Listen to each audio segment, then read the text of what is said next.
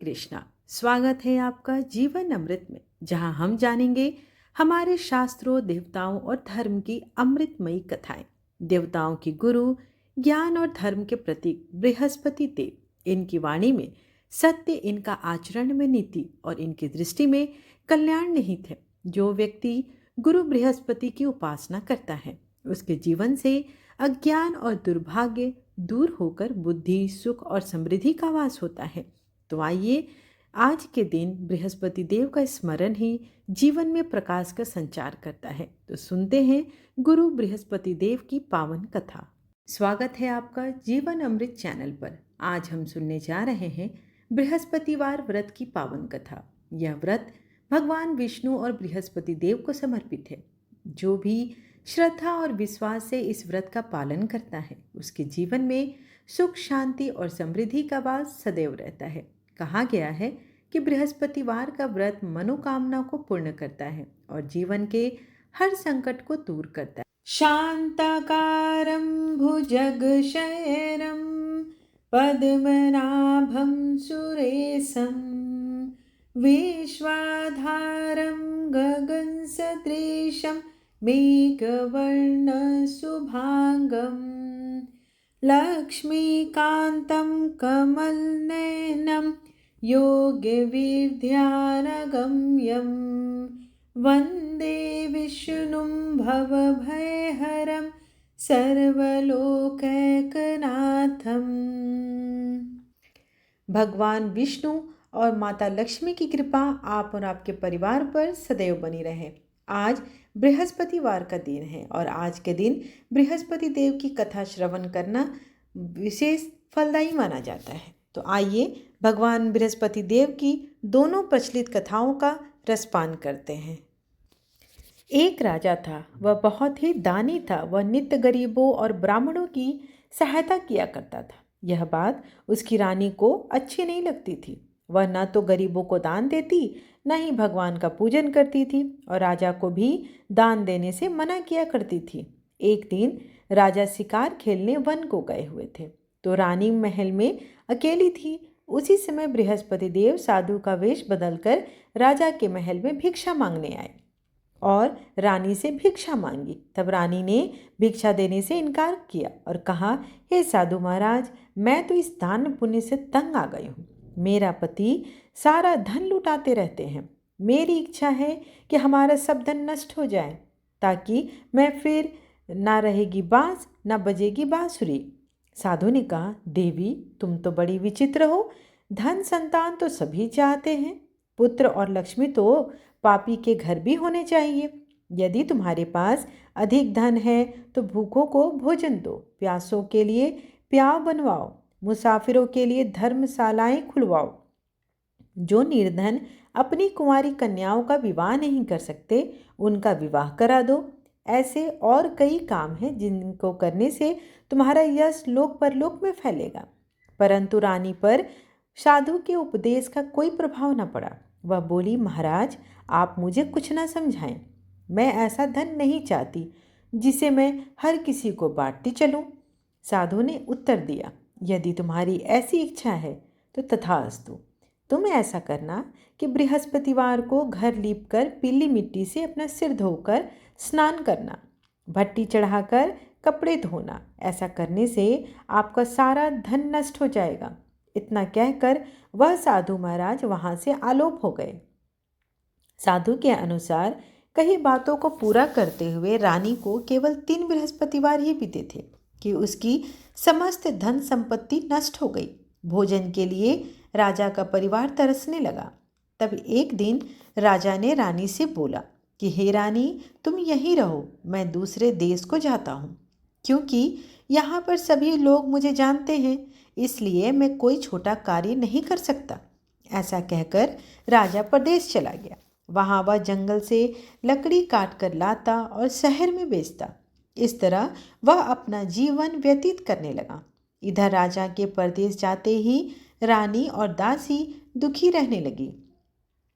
एक बार जब रानी और दासी को 7 दिन तक बिना भोजन के रहना पड़ा, तो रानी ने अपनी दासी से कहा, हे दासी, पास के नगर में मेरी बहन रहती है, वह बड़ी धनवान है।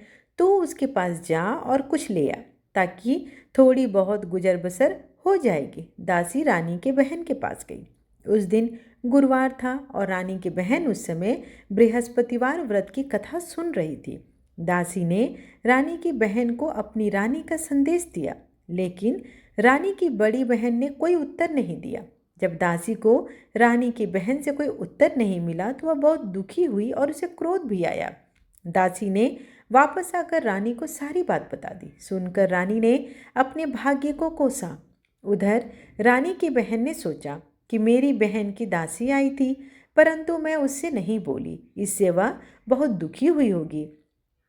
कथा सुनकर और पूजन को समाप्त करके वह अपनी बहन के घर आई और कहने लगी, हे बहन, मैं बृहस्पतिवार का व्रत कर रही थी। तुम्हारी दासी मेरे घर आई थी, परंतु जब तक कथा होती है तब तक ना उठते हैं और ना ही बोलते हैं, इसलिए मैं नहीं बोली। कहो दासी क्यों गई थी? रानी बोली, बहन, तुमसे क्या छिपाऊं, हमारे घर में खाने तक को अनाज नहीं है। ऐसा कहते कहते रानी की आंखें भर आई। उसने दासी समेत पिछले 7 दिनों से भूखे रहने की बात अपनी बहन को विस्तार पूर्वक सुना दी। रानी की बहन बोली, देखो बहन, भगवान बृहस्पति देव सबकी मनोकामना पूर्ण करते हैं। देखो, शायद तुम्हारे घर में अनाज रखा हो। पहले तो रानी को विश्वास नहीं हुआ, पर बहन की आग्रह करने पर उसने अपनी दासी को अंदर भेजा तो उसे सचमुच अनाज से भरा एक घड़ा मिल गया। उसे देखकर दासी को बड़ी हैरानी हुई। दासी ने रानी से कहा, हे रानी, जब हमको भोजन नहीं मिलता तो हम व्रत ही तो करते हैं, इसलिए क्यों न इनसे व्रत और कथा की विधि पूछ ली जाए, ताकि हम भी इस उत्तम व्रत को कर सके। तब रानी ने अपनी बहन से बृहस्पतिवार व्रत के बारे में पूछा।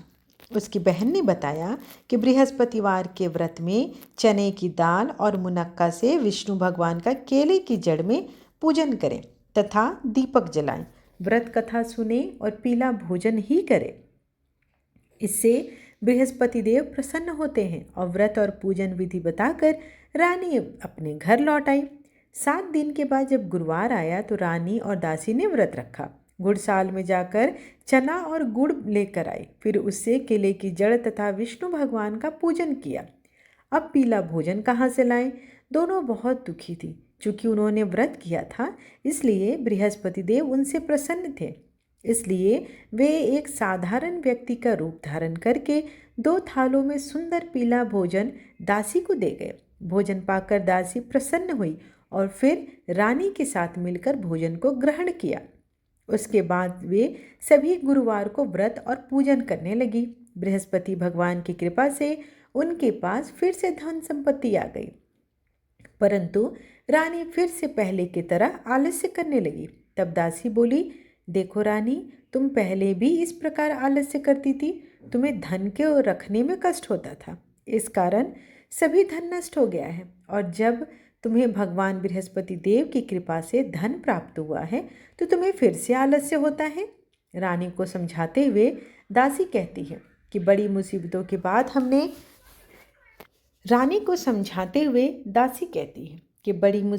बाद हमने यह धन पाया है, इसलिए हमें दान पुण्य करना चाहिए, भूखे मनुष्यों को भोजन कराना चाहिए और धन को शुभ कार्यों में खर्च करना चाहिए, जिससे तुम्हारे कुल का यश बढ़ेगा, स्वर्ग की प्राप्ति होगी और पितृलोक भी प्रसन्न होंगे। दासी की बात मानकर रानी अपना धन शुभ कार्यों में खर्च करने लगी, जिससे पूरे नगर में उसका यश फैलने लगा। एक दिन राजा दुखी होकर जंगल में एक पेड़ से नीचे आसन जमाकर बैठ गया। वह अपनी दशा को याद करके व्याकुल होने लगा। बृहस्पतिवार का दिन था। एकाएक उसने देखा कि निर्जन वन में एक साधु प्रकट हुए। वह साधु वेश में कोई और नहीं, स्वयं बृहस्पति देव ही थे। लकड़हारे के सामने आकर बोले, हे लकड़हारे, इस सुनसान जंगल में तुम किस चिंता में बैठे हो? लकड़हारे ने दोनों हाथ जोड़कर प्रणाम किया और उत्तर दिया, महात्मा जी, आप सब कुछ जानते हैं, मैं क्या कहूँ। यह कहकर वह रोने लगा और साधु को अपनी सारी बात बताई। साधु ने कहा, तुम्हारी स्त्री ने बृहस्पति देव के दिन बृहस्पति भगवान का निरादर किया है, जिसके कारण रुष्ट होकर उन्होंने तुम्हारी यह दशा कर दी है। अब तुम चिंता मत करो, मेरे कहे अनुसार चलो तो तुम्हारे सारे दुख कष्ट दूर होंगे। भगवान पहले से भी अधिक संपत्ति देंगे। तुम बृहस्पति के दिन कथा किया करो। 2 पैसे के चने मुनक्का लाकर उसका प्रसाद बनाओ और शुद्ध जल से लोटे में शक्कर मिलाकर अमृत तैयार करो। तत्कथा के पश्चात अपने सारे परिवार और सुनने वाले प्रेमियों में अमृत व प्रसाद बांटकर आप भी ग्रहण करो। ऐसा करने से भगवान तुम्हारी सारी मनोकामनाएं पूर्ण करेंगे। साधु के ऐसे वचन सुनकर लकड़हारा बोला, मुझे लकड़ी बेचकर इतना पैसा नहीं मिलता जिससे भोजन के उपरांत कुछ बचा सकूं। मैंने रात्रि में अपनी स्त्री को व्याकुल देखा है। मेरे पास कुछ भी नहीं जिससे मैं उसकी खबर मंगा सकूं। साधु ने कहा, हे लकड़हारे, तुम किसी बात की चिंता मत करो। बृहस्पति के दिन तुम रोजाना की तरह लकड़ियां लेकर शहर को जाओ। तुमको रोज से दुगना धन प्राप्त होगा, जिससे तुम भली भांति भोजन कर लोगे तथा बृहस्पति देव की पूजा का सामान भी आ जाएगा। इतना कहकर साधु अंतर्ध्यान हो गए। धीरे धीरे समय व्यतीत होने पर फिर वही बृहस्पतिवार का दिन आया। लकड़हारा जंगल से लकड़ी काटकर किसी शहर में बेचने गया। उसे उस दिन उससे अधिक पैसा मिला। राजा ने चना गुड़ आदि लाकर गुरुवार की व्रत कथा की। उस दिन से उसके सभी कलेश दूर हो गए। परंतु जब दोबारा गुरुवार आया तो वो बृहस्पतिवार का व्रत करना भूल गया। इस कारण बृहस्पति भगवान नाराज हो गए। उस दिन उस नगर के राजा ने विशाल यज्ञ का आयोजन किया तथा शहर में घोषणा करा दी कि कोई भी मनुष्य अपने घर भोजन न बनावे, मेरे यहाँ भोजन करने आवे। इस आज्ञा को जो नहीं मानेगा उसे फांसी की सजा दी जाएगी। इस तरह की घोषणा संपूर्ण नगर में करवा दी गई। राजा की आज्ञा अनुसार शहर के सभी लोग भोजन करने गए, लेकिन लकड़हारा कुछ देर से पहुंचा। इसलिए राजा उसको अपने साथ घर लेकर गए और ले जाकर भोजन करा रहे थे तो रानी की दृष्टि उस खूंटी पर पड़ी जिस पर उसका हार लटका हुआ था। वह वहां पर दिखाई नहीं दिया। रानी ने निश्चय किया कि मेरा हार इसी मनुष्य ने चुरा लिया है। उसी समय सिपाहियों को बुलाकर उसको कारागार में डलवा दिया। जब लकड़हारा कारागार में पड़ गया और बहुत दुखी होकर विचार करने लगा कि न जाने कौन से पूर्व जन्म के कर्म से मुझे यह दुख प्राप्त हुआ है, और उसी साधु को याद करने लगा जो कि जंगल में मिला था। उसी समय तत्काल बृहस्पति देव साधु के रूप में प्रकट हो गए और उसकी दशा को देखकर कहने लगे, अरे मूर्ख, तूने बृहस्पति देव की कथा नहीं करी है, इस कारण तुझे दुख प्राप्त हुआ है। अब चिंता मत कर। बृहस्पतिवार के दिन कारागार के दरवाजे पर 4 पैसे पड़े मिलेंगे। उनसे तू बृहस्पति देव की पूजा करना, तेरे सभी कष्ट दूर हो जाएंगे। बृहस्पति के दिन उसे 4 पैसे पड़े मिले। लकड़हारे ने कथा कही। उसी रात्रि को बृहस्पति देव ने उस नगर के राजा को स्वप्न में कहा, हे राजा, तुमने जिस आदमी को कारागार में बंद किया है वह तो निर्दोष है, वह राजा है, उसे छोड़ दो। रानी का हार उसी खूंटी पर लटका है। अगर तू ऐसा नहीं करेगा तो मैं तेरे राज्य को नष्ट कर दूंगा। इस तरह रात्रि के स्वप्न को देखकर राजा प्रातःकाल उठा और खूंटी पर हार देखकर लकड़हारे को बुलाकर क्षमा मांगी तथा लकड़हारे को योग्य सुंदर वस्त्र आभूषण देकर विदा कर दिया। बृहस्पति देव की आज्ञा अनुसार लकड़हारा अपने नगर को चल दिया। राजा जब अपने नगर के निकट पहुंचा तो उसे बड़ा आश्चर्य हुआ। नगर में पहले से अधिक बाग, तालाब, कुएं और धर्मशाला बने हुए थे। राजा ने पूछा, यह किसका बाग है, यह किसकी धर्मशाला है? तब नगर के लोग कहने लगे, यह सब रानी और बांदी के हैं। तो राजा को आश्चर्य हुआ और साथ में गुस्सा भी आया। जब रानी ने यह खबर सुनी कि राजा आ रहे हैं तो उन्होंने बांदी से कहा, हे दासी, देखो राजा हमको कितनी बुरी हालत में छोड़ गए थे, वे हमारी ऐसी हालत देखकर लौट न जाए, इसलिए तू दरवाजे पर खड़ी हो जा। आज्ञा अनुसार दासी दरवाजे पर खड़ी हो गई और राजा जब आए तो उनको अपने साथ लेकर घर आई। तब राजा ने क्रोध करके अपनी रानी से पूछा, यह धन तुम्हें कैसे प्राप्त हुआ है? और तो उन्होंने कहा, हमें यह सब धन बृहस्पति देव के व्रत के प्रभाव से प्राप्त हुआ है। राजा ने निश्चय किया कि 7 रोज बाद तो सभी बृहस्पति देव का पूजन करते हैं, परंतु मैं प्रतिदिन दिन में 3 बार कहानी तथा रोज व्रत किया करूँगा। अब हर समय राजा के दुपट्टे में चने की दाल बंधी रहती थी तथा दिन में 3 बार कहानी कहता। एक रोज राजा ने विचार किया कि चलो अपनी बहन के यहाँ हो आते हैं। इस तरह निश्चय कर राजा घोड़े पर सवार हो अपनी बहन के यहाँ चलने लगा। मार्ग में उसने देखा कि कुछ आदमी एक मुर्दे को लिए जा रहे हैं। उन्हें रोककर राजा कहने लगे, अरे भाइयों, मेरे बृहस्पति देव की कथा श्रवण कर लो। वे बोले, लो, हमारा आदमी मर गया और इनको कथा कहने की पड़ी है। परंतु कुछ आदमी बोले, अच्छा, कहो, हम तुम्हारी कथा भी सुनेंगे। राजा ने दाल निकाली और जब कथा आधी हुई थी कि मुर्दा हिलने लगा, और जब कथा समाप्त हो गई तो राम राम करके मनुष्य उठ खड़ा हुआ। आगे मार्ग में उसे एक किसान खेत में हल चलाता मिला। राजा ने उसे देख और उससे बोला, अरे भैया, तुम मेरी बृहस्पतिवार की कथा सुन लो। किसान बोला, जब तक मैं तेरी कथा सुनूंगा तब तक 4 हरैया जोत लूँगा। जा अपनी कथा किसी और को सुना। इस तरह राजा आगे चलने लगा। राजा के हटते ही बैल पछाड़ खाकर गिर गए तथा किसान के पेट में जोर से दर्द होने लगा। उस समय उसकी माँ रोटी लेकर आई। उसने जब यह देखा तो अपने पुत्र से सब हाल पूछा और बेटे ने सभी हाल कह दिया। तो बुढ़िया दौड़ी दौड़ी घुड़सवार के पास गई और बोली, मैं तेरी कथा सुनूंगी, तुम अपनी कथा मेरे खेत पर चलकर कहो। राजा ने बुढ़िया के खेत पर जाकर कथा कही, जिसके सुनते ही वह बैल खड़े हो गए और किसान के पेट का दर्द भी बंद हो गया। राजा अपनी बहन के घर पहुंचा। बहन ने भाई की खूब मेहमानबाजी की। दूसरे रोज प्रातःकाल राजा जागा तो वह देखने लगा कि सब लोग भोजन कर रहे हैं। राजा ने अपनी बहन से कहा, ऐसा कोई मनुष्य नहीं है जिसने भोजन नहीं किया हो जो मेरी बृहस्पतिवार की व्रत कथा सुन ले। बहन बोली, हे भैया, यह देश तो ऐसा है कि यहाँ लोग पहले भोजन करते हैं, बाद में कोई दूसरा काम करते हैं। अगर कोई पड़ोस में है तो मैं उसे देख कर आती हूँ। वह ऐसा कहकर देखने चली गई, परंतु उसे कोई ऐसा व्यक्ति नहीं मिला जिसने भोजन न किया हो। अतः वह एक कुम्हार के घर गई जिसका लड़का बीमार था। उसे मालूम हुआ कि उसके यहाँ 3 रोज से किसी ने भोजन नहीं किया। रानी ने अपने भाई की कथा सुनने के लिए कुम्हार से कहा। वह तैयार हो गया। राजा ने जाकर बृहस्पतिवार की कथा कही, जिसको सुनकर उसका लड़का ठीक हो गया। अब तो राजा की प्रशंसा होने लगी। एक दिन राजा ने अपनी बहन से कहा कि बहन, चलो हम अपने घर जाएंगे, तुम भी तैयार हो जाओ। राजा की बहन ने अपनी सास से कहा।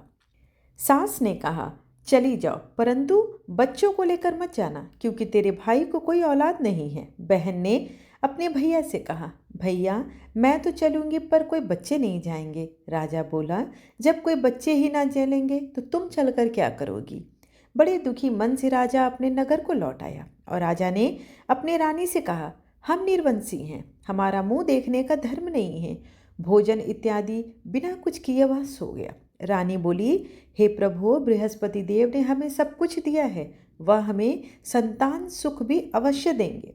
उसी रात को बृहस्पति देव ने राजा से स्वप्न में कहा, हे राजन, उठ, सभी सोच को त्याग दे, तेरी रानी गर्भ से है। राजा की यह बात सुनकर बड़ी खुशी हुई।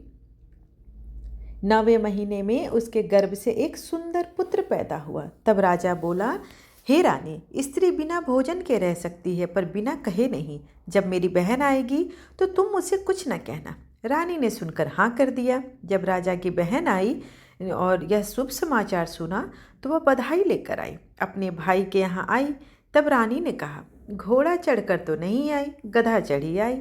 राजा की बहन बोली, भाभी, मैं इस प्रकार नहीं कहती तो तुम्हें औलाद कैसे मिलती। बृहस्पति देव ऐसे ही हैं, जैसी जिनके मन में कामनाएं हैं सभी को पूर्ण करते हैं। जो सद्भावना पूर्वक भगवान बृहस्पतिवार का व्रत करता है एवं कथा पढ़ता है अथवा सुनाता है दूसरों को, बृहस्पति देव उसकी सभी मनोकामना पूर्ण करती हैं। भगवान बृहस्पति देव उसकी सदैव रक्षा करते हैं। संसार में जो भी मनुष्य सद्भावना से भगवान जी का पूजन और व्रत सच्चे हृदय से करते हैं तो उनकी सभी मनोकामनाएं वे पूर्ण करते हैं। जैसी सच्ची भावना से राजा और रानी ने उनकी कथा का गुणगान किया तो उनकी समस्त इच्छाएं बृहस्पति देव जी ने पूर्ण की थी। इसलिए पूर्ण कथा सुनने के बाद प्रसाद लेकर जाना चाहिए और हृदय से उनका मनन करते हुए जयकारा बोलना चाहिए। बोलो बृहस्पति देव की जय। आइए अब बृहस्पति देव की दूसरी कथा श्रवण करते हैं। प्राचीन काल में एक ब्राह्मण रहता था। वह बहुत निर्धन था, उसको कोई संतान नहीं थी। उसकी स्त्री भी बहुत मलिनता के साथ रहती थी। वह ना स्नान करती, ना किसी देवता का पूजन करती। इससे ब्राह्मण बेचारे बहुत दुखी रहते थे। बेचारे बहुत कुछ कहते थे किंतु उसका कोई परिणाम न निकला। भगवान की कृपा से ब्राह्मण की स्त्री को कन्या रूपी रत्न पैदा हुई। वह कन्या बड़ी होने पर प्रातःकाल उठकर स्नान करके विष्णु भगवान का जाप करने लगी और बृहस्पतिवार का व्रत करने लगी। अपने पूजन पाठ को समाप्त करके विद्यालय जाती तो अपनी मुट्ठी में जौ भर के ले जाती और पाठशाला के मार्ग में डालती जाती। तब ये जौ स्वर्ण के हो जाते, जिन्हें वे लौटते समय बीन कर घर ले आती थी। एक दिन वह बालिका सूप में उन सोने के जौ को फटक कर साफ कर रही थी तो उसके पिता ने देख लिया और कहा, हे बेटी, सोने के जौ को साफ करने के लिए तो सोने का सूप होना चाहिए। दूसरे दिन बृहस्पतिवार था। इस कन्या ने व्रत रखा और बृहस्पति देव से प्रार्थना करके कहा कि यदि मैंने आपकी पूजा सच्चे हृदय से की है तो मेरे लिए सोने का सूप दे दो। बृहस्पति देव ने उस प्रार्थना को स्वीकार कर लिया। रोजाना की तरह जब कन्या जौ फैलाती हुई जाने लगी, जब लौटकर जौ बिन रही थी तो बृहस्पति देव की कृपा से उसे सोने का सूप मिला। उसे वह घर ले आई और उसमें जौ को साफ करने लगी, परंतु उसकी माँ का वही ढंग रहा। एक दिन की बात है कि वह कन्या सोने के सूप में जौ साफ कर रही थी। उस समय उस शहर का राजपुत्र वहां से होकर निकला। इस कन्या के रूप और लावण्य को देखकर मोहित हो गया और अपने घर आकर भोजन तथा जल त्याग कर उदास होकर लेट गया। राजा को जब इस बात का पता चला तो अपने प्रधानमंत्री के साथ उसके पास गए और बोले, बेटा, तुम्हें किस बात का कष्ट है? किसी ने तुम्हारा अपमान किया है या कोई और कारण है? जो भी हो मुझसे कहो, मैं वही कार्य करूँगा जिससे तुम्हें खुशी मिलेगी। अपने पिता की राजकुमार ने बातें सुनी तो वह बोला, मुझे आपकी कृपा से किसी बात का दुख नहीं है। किसी ने मेरा अपमान भी नहीं किया है, परंतु मैं उस लड़की के साथ विवाह करना चाहता हूँ जो सोने के सूप में जौ साफ कर रही थी। यह सुनकर राजा आश्चर्य में पड़ गया और बोला, हे बेटा, इस तरह की कन्या का पता तुम बताओ, मैं उसके साथ तेरा विवाह अवश्य ही करवा दूंगा। राजकुमार ने उस लड़की के घर का पता बतलाया। तब मंत्री उस लड़की के घर गए और ब्राह्मण देवता को सभी हाल बतलाए। ब्राह्मण देवता राजकुमार के साथ अपनी कन्या का विवाह करने के लिए तैयार हो गए और विधि विधान के अनुसार ब्राह्मण कन्या का विवाह राजकुमार के साथ हो गया। कन्या के घर से जाते ही पहले की भांति उस ब्राह्मण देवता के घर में गरीबी का निवास हो गया। अब भोजन के लिए भी अन्न बड़ी मुश्किल से मिलता था। एक दिन दुखी होकर ब्राह्मण देवता अपनी पुत्री के पास गए। बेटी ने पिता की ऐसी हालत देखकर अपनी माँ का हाल पूछा। तब ब्राह्मण ने सभी हाल कहा। कन्या ने बहुत सा धन देकर अपने पिता को विदा कर दिया। इस तरह ब्राह्मण का कुछ समय सुखपूर्वक व्यतीत हुआ। कुछ दिन बाद फिर वही हाल हो गया। ब्राह्मण फिर अपनी कन्या के यहाँ गया और सारा हाल कहा तो लड़की बोली, हे पिताजी, आप माता जी को लेते आइए, मैं उन्हें विधि बता दूंगी जिससे गरीबी दूर हो जाए। वह ब्राह्मण देवता अपनी स्त्री को साथ लेकर पहुँचे तो माँ को वो समझाने लगी, हे माँ, तुम प्रातःकाल प्रथम स्नान आदि करके विष्णु भगवान का पूजन करो तो सब दरिद्रता दूर हो जाएगी। परंतु उसकी माँ ने एक भी बात नहीं मानी और प्रातःकाल उठकर अपनी पुत्री के बच्चों की जूठन को खा लिया। इससे उसकी पुत्री को भी बहुत गुस्सा आया और रात में एक कोठरी में उन्हें बंद कर दिया। अपनी माँ को उसमें बंद कर दिया और सुबह प्रातःकाल उसे निकाला तथा स्नान आदि करा के पाठ करवाया। तो उसकी माँ की बुद्धि ठीक हो गई। फिर प्रत्येक बृहस्पतिवार को वह व्रत करने लगी। इस व्रत के उत्तम प्रभाव से उसके माँ बाप बहुत धनीवान हो गए और पुत्रवान हो गए, और बृहस्पति जी के प्रभाव से इस लोक के सुख को भोग कर स्वर्ग को प्राप्त हुए। बोलिए बृहस्पति देव की जय। आइए बृहस्पति देव की आरती करते हैं।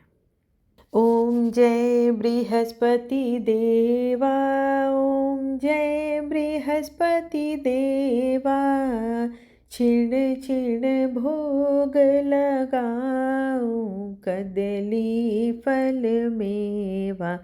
ओम जय बृहस्पति देवा, तुम पूर्ण परमात्मा, तुम अंतर्यामी, जगत पिता जगदीश्वर, तुम सबके स्वामी। ओम जय बृहस्पति देवा, चरणामृत निज निर्मल, सब पातक हरता, सकल मनोरथ दायक, कृपा करो भरता। ओम जय बृहस्पति देवा, तन मन धन अर्पण कर, जो जन शरण पड़े, प्रभु प्रकट तब हो कर, आकर द्वार खड़े। ओम जय बृहस्पति देवा, दीन दयाल दयानिधि, भक्तन हितकारी, पाप दोष सब हरता, भवबंधन हारी।